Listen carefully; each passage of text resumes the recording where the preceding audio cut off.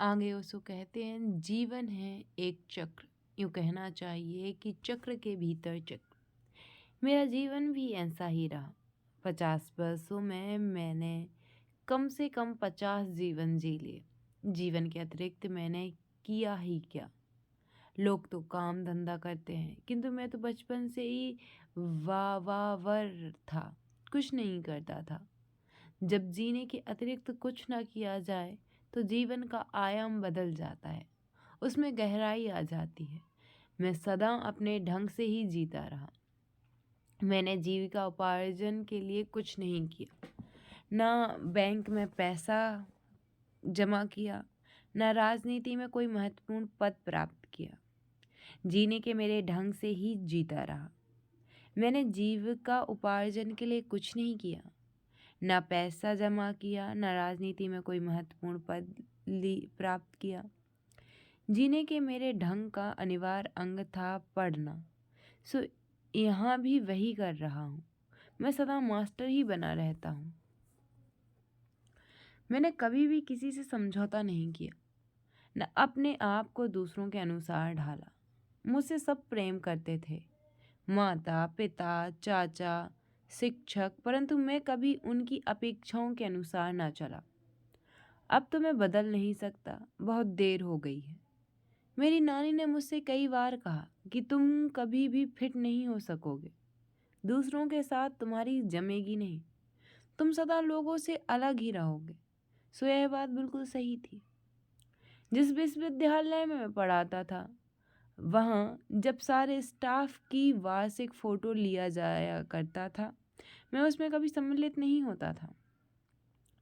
एक बार वहाँ के उपकुलपति ने मुझसे पूछा कि क्यों नहीं फ़ोटो खिंचवाने आते। तो मैंने कहा था कि मुझे इन गधों के साथ फ़ोटो खिंचवाना अच्छा नहीं लगता। नौकरी करते समय विश्वविद्यालय में मेरा किसी से मेल जोल नहीं था। उन लोगों में मेरी कोई दिलचस्पी नहीं थी। मेरी दोस्ती थी एक गुलमोहर के पेड़ से। गुलमोहर बहुत ही सुंदर वृक्ष है। जब वह खिलता है तो हजारों फूल एक साथ खिल उठते हैं और उनका रंग मेरे सन्यासियों का रंग है। बस वह गुलमोहर ही मेरा एकमात्र मित्र था। मैं अपनी कार को सदा उसके बीच खड़ी कर देता, और जब लोग समझ गए थे कि वह जगह मेरी है, इसलिए दूसरे लोग वहाँ पर अपनी गाड़ी ना रोकते। जब मैंने विश्वविद्यालय को छोड़ा और उपकुलपति से विदा ली, तो मैंने उनसे कहा कि मैं जल्दी में हूँ, क्योंकि मुझे अपने उस गुलमोहर से भी विदा लेनी है। सूर्यास्त हो रहा है और उसके बाद वह सो जाएगा। उपकुलपति ने मुझे ऐसे देखा जैसे कि मैं हूँ मिसफट को लोग ऐसे ही देखते हैं। मैं गुलमोहर के पास गया और बड़े प्यार से उसका आलिंगन किया। उपकुलपति अपनी खिड़की से हमें देख रहा था। वह भागा हुआ आया और बोला, मैंने तो आज तक किसी को इस प्रकार से विदाई लेते नहीं देखा। अब मेरी समझ में आ गया कि पेड़ से भी प्रेम किया जा सकता है। 2 महीने के बाद उन्होंने मुझे फ़ोन पर बताया कि तुम्हारे जाने के बाद तो वह पेड़ सूख गया है, उस पर ना फूल है ना पत्ता। दूसरे दिन सुबह मैं वहाँ गया और जाकर मैंने देखा कि सचमुच पेड़ मर गया है। उसकी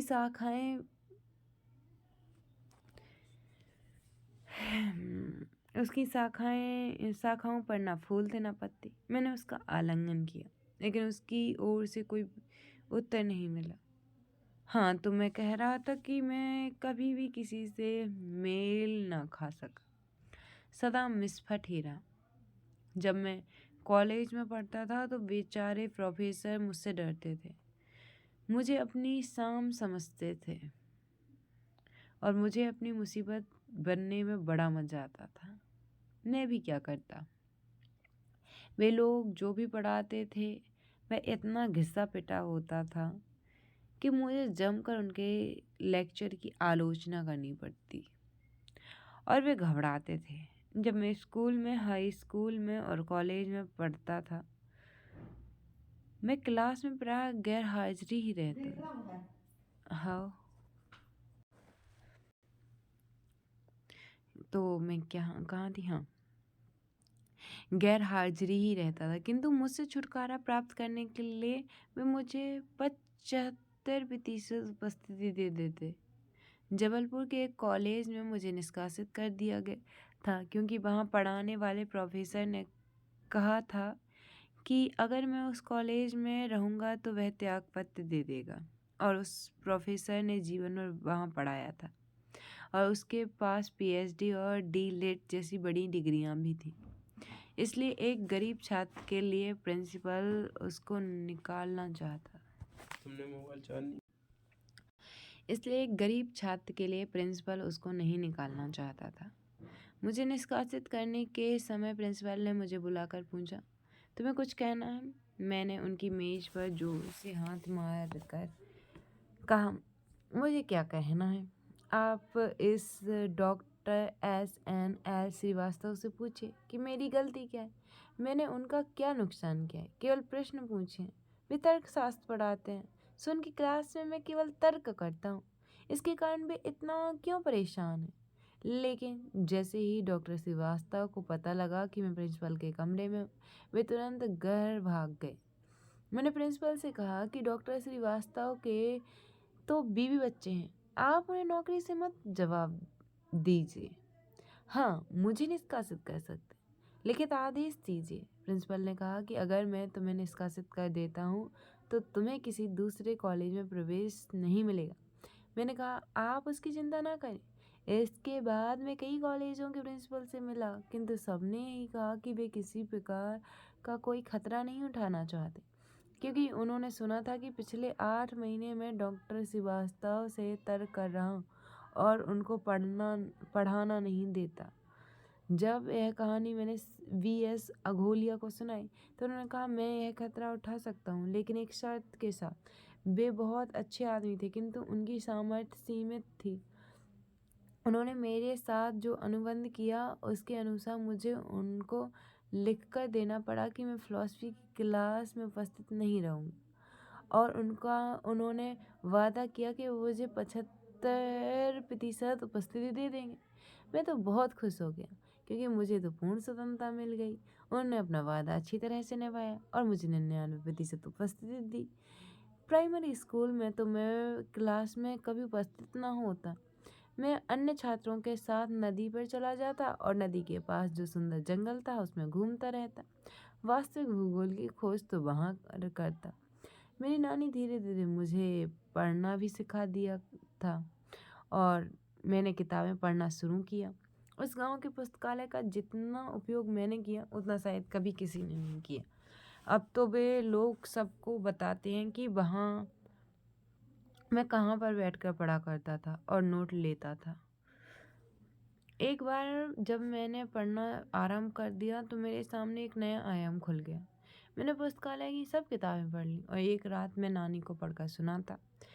तो मैं आश्चर्य हो गया जानकर कि नानी को मैंने जो प्रथम पुस्तक पढ़कर सुनाई वह थी द बुक ऑफ मिर्दात। इसके बाद तो अनेक पुस्तक उनको सुनाई। कभी कभी वे बीच में टोक कर मुझसे पुस्तक का या किसी पृष्ठ का अर्थ पूछती और मैं उन्हें अच्छी तरह से समझाता। इस प्रकार दूसरों को अर्थ की गहराई में ले जाने का मेरा प्रशिक्षण हो गया। दूसरों को समझाने की मेरी आदत बन गई। यहाँ भी मैं क्या कर रहा हूँ, लोगों को संबद्ध होने की शिक्षा देता हूँ, और अगर कोई संबुद्ध हो जाता है तो फिर मैं तो उसे समझाता हूँ कि कैसे संबोधि के भी पार जाना चाहिए। जल्दी ही मेरे बहुत से सन्यासी संबुद्ध हो जाएंगे और मैं अभी भी तैयारी करा रहा हूँ कि कैसे इन संबुद्धों को असंबुद्ध बनना सिखाऊंगा। सही है। पढ़ना मुझे भी बहुत पसंद है, बहुत नहीं बहुत पसंद। बचपन से किताबें ही वो रही हैं जिनके साथ मेरा अधिकतर समय गुजरा है। मैंने कौन सी किताबें पढ़ी हैं? तो मेरे पास कोई पुस्तकालय नहीं था।